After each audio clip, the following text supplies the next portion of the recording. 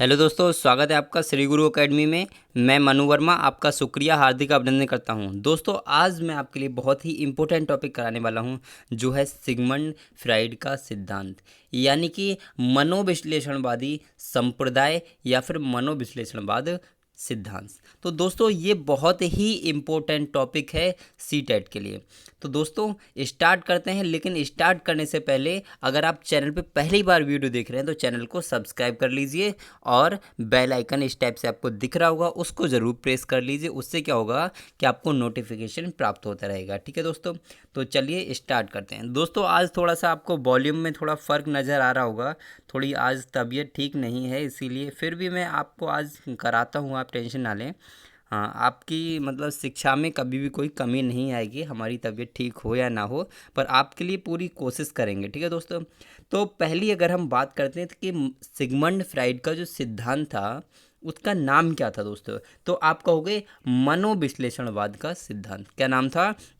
मनोविश्लेषणवाद का सिद्धांत इनका नाम था, इनके सिद्धांत का। दोस्तों, अगर हम इनकी बात करते हैं, सिगमंड फ्राइड की अगर हम बात करते हैं दोस्तों, तो अगर इनके जन्म की बात करें तो इनका जन्म हुआ था 6 मई 1856 को वियना में हुआ था, ऑस्ट्रिया में। ठीक है, ऑस्ट्रिया की राजधानी है वियना। तो वियना में इनका जन्म हुआ था 6 मई 1856 के लिए। लेकिन दोस्तों, मैं आपके लिए बता दूं, ये पहले क्या थे? ये पागलों के डॉक्टर थे। ठीक है, इन्होंने मन पर अध्ययन करके मनोविश्लेषणवादी संप्रदाय विकसित किया था।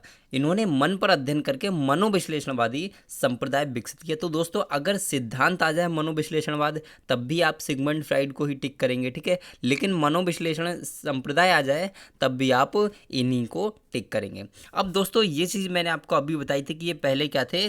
पागलों के डॉक्टर थे। तो इनका एक वाकया मैं आपके लिए बताता हूँ। एक बार क्या हुआ कि मतलब इन ये मतलब जब डॉक्टर थे तो इनके पास एक आया पागल, मतलब इन्होंने इलाज किया इसका।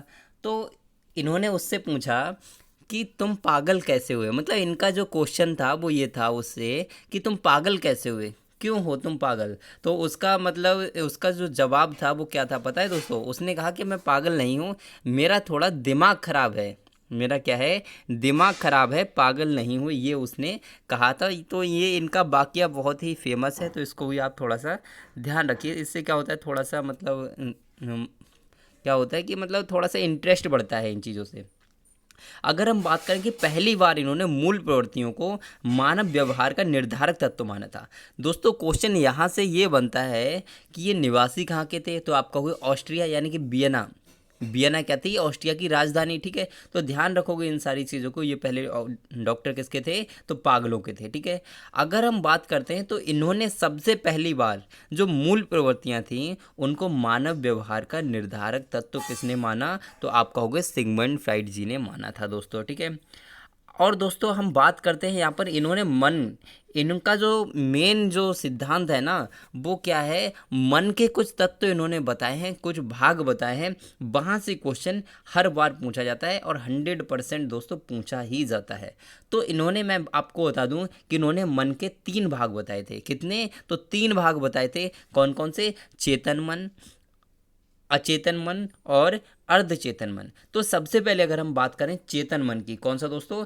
चेतन मन की बात करें तो ये 10% होता है। दोस्तों, क्वेश्चन इस टाइप से भी आ जाता है कि चेतन मन मन का कितना परसेंट होता है। तो इस तरीके से भी आ जाता है 1/10%। तो आप ध्यान रखेंगे इस टाइप से आ जाए तब भी आप उसको सही कर देना दोस्तों। ठीक है, क्योंकि ये इतना ही होगा। जैसे मान लीजिए अगर लिखा हुआ है 100 इस तरीके से, तो ये इससे ये कट जाएगा, तो यही तो बचेगा ना 1/10 वाला।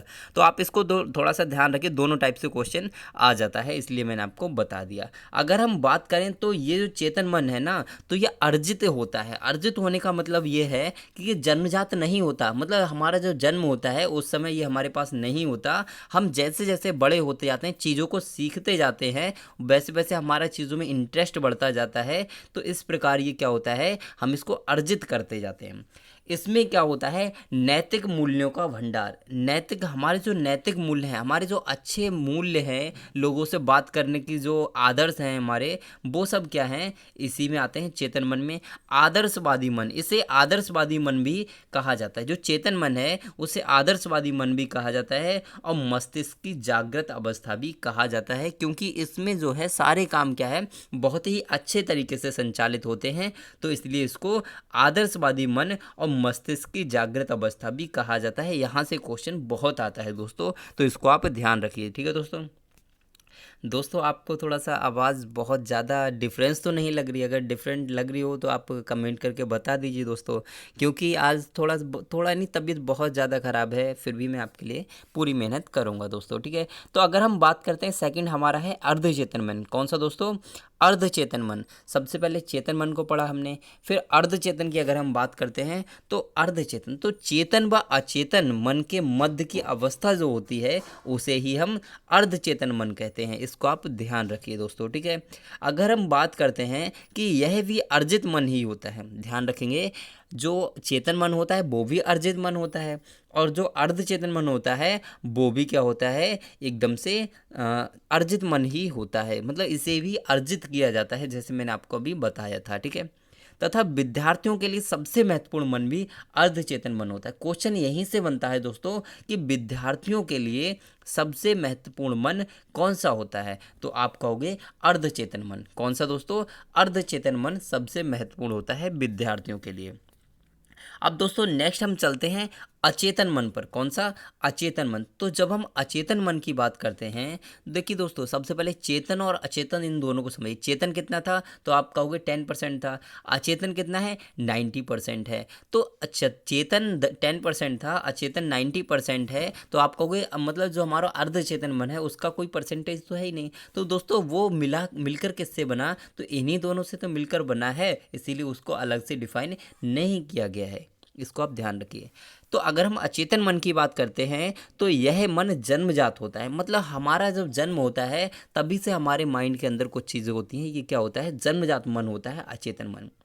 भावना, संवेग, मूल प्रवृत्ति, कटु अनुभूतियों, दुखद बातों व अतृप्त इच्छाओं का भंडार अचेतन मन में ही होता है। मतलब हमारे जो मन के इमोशंस होते हैं, हमारी जो भावनाएं होती हैं, मूल प्रवृत्ति होती हैं, और मतलब बहुत किसी ने गलत बात कह दी तो हमें बुरा लग जाता है। मतलब दुख भरी जो बातें होती हैं उनको सोच सोच कर हमारा माइंड बहुत डिस्टर्ब होता है। हमारी जो अतृप्त इच्छाएं होती हैं, कहने का तात्पर्य है कि जैसे काम वासना है, मतलब बहुत सारी इच्छाएं होती हैं जो हमारी पूरी नहीं हो पाती, वो सारी चीज़ें भी अचेतन मन में ही आती हैं। इसको आप ध्यान रखेंगे, यहाँ से क्वेश्चन आता ही आता है। अब दोस्तों बात करते हैं कि सिगमंड फ्राइड ने व्यक्तित्व संरचना की दृष्टि से 3 अवस्थाएं बताई थी। यहाँ से दोस्तों क्वेश्चन हर बार आता है और इसको आप बहुत ही अच्छे से दोस्तों देख लीजिए। तो अगर हम बात करें तो सिगमंड फ्राइड ने व्यक्तित्व संरचना की दृष्टि से भी 3 अवस्थाएं बताई थी। कौन कौन सी दोस्तों?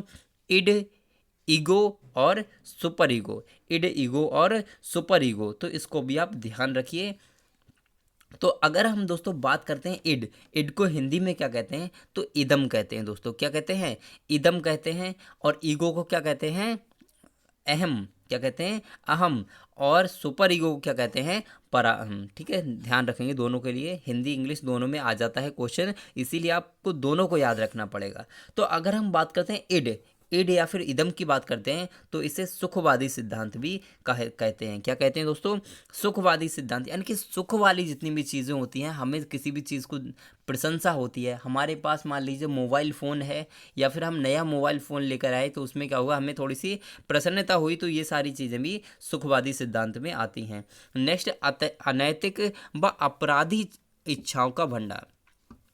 अनैतिक व अपराधी इच्छाओं का भंडार मतलब जो हमारी अपराधी, मान लीजिए चोरी करना, डकैती करना, किसी के साथ मारपीट करना या फिर किसी को गाली देना, ये सब क्या है, हमारी अपराधी इच्छाएं हैं, अनैतिक व्यवहार है। ये सब चीज़ें भी इड या इदम में ही आती हैं, ये आप ध्यान रखेंगे, इसी से रिलेट करती हैं। ठीक है, नेक्स्ट, ये बहुत ही इंपॉर्टेंट पॉइंट है कि ये चेतन मन से रिलेट करता है।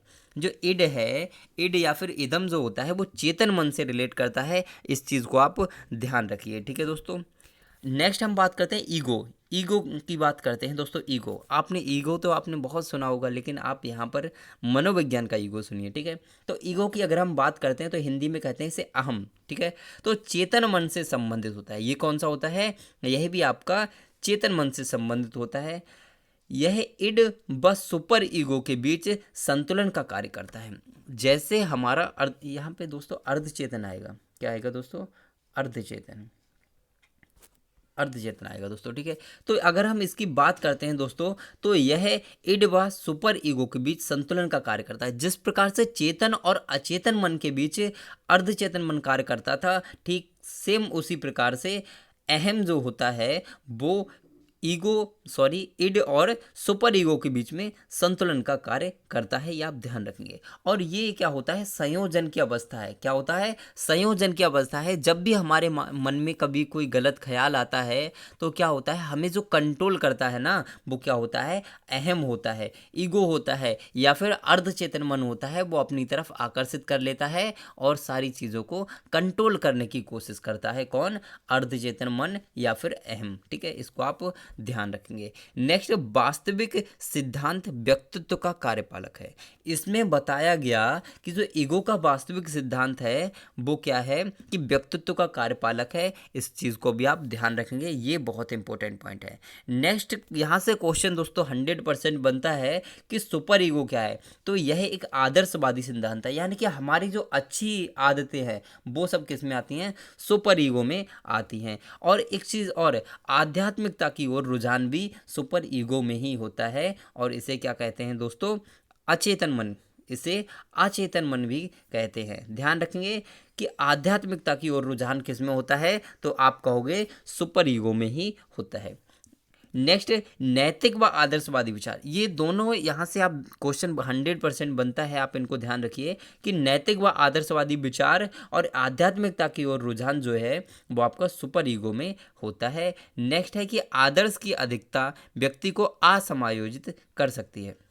मतलब इसमें क्या होता है, जब भी कोई व्यक्ति ज़्यादा ही आदर्श होता है, ज़्यादा ही आदर्शवादी होता है, हर चीज़ का पालन करता है बिल्कुल नियमों के अनुसार, तो कुछ लोग क्या करते हैं, उसकी आलोचना करना स्टार्ट कर देते हैं, उसकी बुराई करना स्टार्ट कर देते हैं। तो उनसे क्या होता है, जब वह उन चीज़ों को सुनता है तो अपने मन में थोड़ा सा असमायोजित सा महसूस करता है।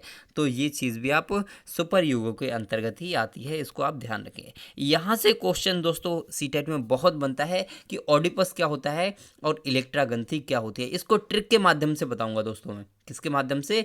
ट्रिक के माध्यम से बताऊंगा दोस्तों। लेकिन दोस्तों अगर आपको वीडियो अच्छी लग रही हो, मेरी तबीयत सही ना होने के बाद भी अगर मेहनत मेरी अच्छी लग रही हो, तो आप थोड़ा सा वीडियो को लाइक शेयर तो कर सकते हैं ना दोस्तों। तो चलिए आगे बढ़ते हैं। इलेक्ट्रा और ऑडिपस की अगर हम बात करते हैं तो ये बहुत ही सिंपल सी चीज़ है, लेकिन क्वेश्चन बहुत आता है यहाँ से। हर एग्ज़ाम में यहाँ से क्वेश्चन आता है, ऐसा कोई एग्ज़ाम नहीं है जिसमें क्वेश्चन नहीं आता है। तो अगर हम इसकी बात करते हैं, लड़कों में ऑडिपस ग्रंथि के कारण अपनी माता से लगाव होना। इसमें क्या होता है कि आपने देखा होगा कि अधिकतर क्या होता है, जो लड़के होते हैं, बच्चे होते हैं, वो अधिकतर अपनी माता से ज़्यादा प्यार करते हैं, अपने पिता से थोड़ा कम प्यार करते हैं। ये आपने देखा होगा। ऐसा क्यों होता है? तो ऐसा होता है कि जो लड़के होते हैं उनमें क्या होता है, ऑडिपस ग्रंथि पाई जाती है। क्या होता है? ऑडिपस ग्रंथि के कारण ही उन्हें माता से लगाव होता है। तो ये आप ध्यान रखेंगे। नेक्स्ट हम बात करते हैं दोस्तों, लड़कियों में इलेक्ट्रा ग्रंथि के कारण पिता से अधिक प्यार करती हैं, ठीक है। इसकी बात करें, आपने देखा होगा कि अधिकतर यानी कि अधिकांशता क्या होता है, जो लड़कियां होती हैं वो अपने पिताजी से ज़्यादा प्रेम करती हैं, अपनी माताजी से उतना प्रेम नहीं करती। तो ये क्या होता है, ऐसा इसलिए होता है क्योंकि उनके अंदर इलेक्ट्रा ग्रंथि पाई जाती है। क्यों?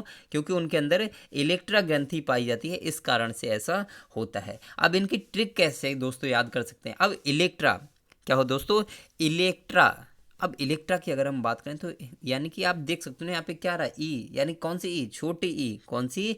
छोटी ई। तो लड़कियां क्या होती है, उनकी लंबाई थोड़ी सी कम होती है ना, छोटी ही तो होती है, मतलब लड़कों से थोड़ी सी कम होगी। मतलब ऐसा आप समझ लीजिए, आपको समझना है बस, ठीक है।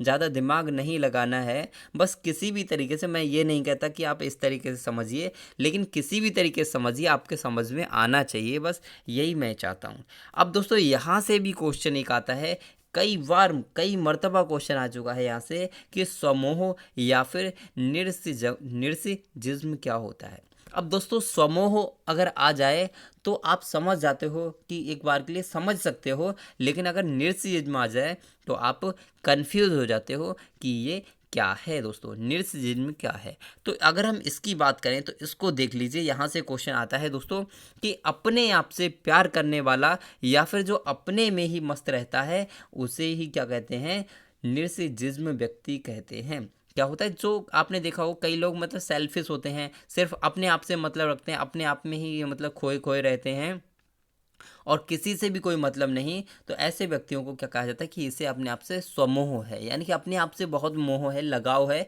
या फिर निर्सिजिज्म है इसे। तो ये आप ध्यान रखेंगे, यहाँ से क्वेश्चन दोस्तों हर बार बनता है, तो मैं आशा करता हूँ कि इस बार भी बनेगा, इसलिए मोस्ट इंपॉर्टेंट इसको आप ध्यान रखेंगे। ठीक है दोस्तों। अब दोस्तों अगर आपको मेरी वीडियो अच्छी लगी हो, मैटर आज का अच्छा लगा हो, तो वीडियो को लाइक सब्सक्राइब कर लीजिए और चैनल को सब्सक्राइब कर लीजिए, बेल आइकन को प्रेस कर दीजिए, क्योंकि यहाँ हम बात करते हैं सिर्फ और सिर्फ शिक्षक भर्ती की। और दोस्तों अगर आपको भी वो चाहिए पीडीएफ या नोट्स वगैरह वगैरह, आपको कुछ भी चाहिए, पीडीएफ नोट्स बुक्स कुछ भी अगर आपको चाहिए, तो आपको फ्री ऑफ कॉस्ट आपको टेलीग्राम पे उपलब्ध करा दिया गया है। वीडियो को डिस्क्रिप्शन में आपको टेलीग्राम चैनल की लिंक मिल जाएगी, वहाँ से आप ज्वाइन कर लीजिए और आनंद लीजिए पढ़ाई का। ओके दोस्तों, तो आज के लिए बस इतना ही, फिर मिलते हैं एक नेक्स्ट वीडियो में नेक्स्ट टॉपिक के साथ। तो आज के लिए बस इतना ही। Thank you, have a nice day.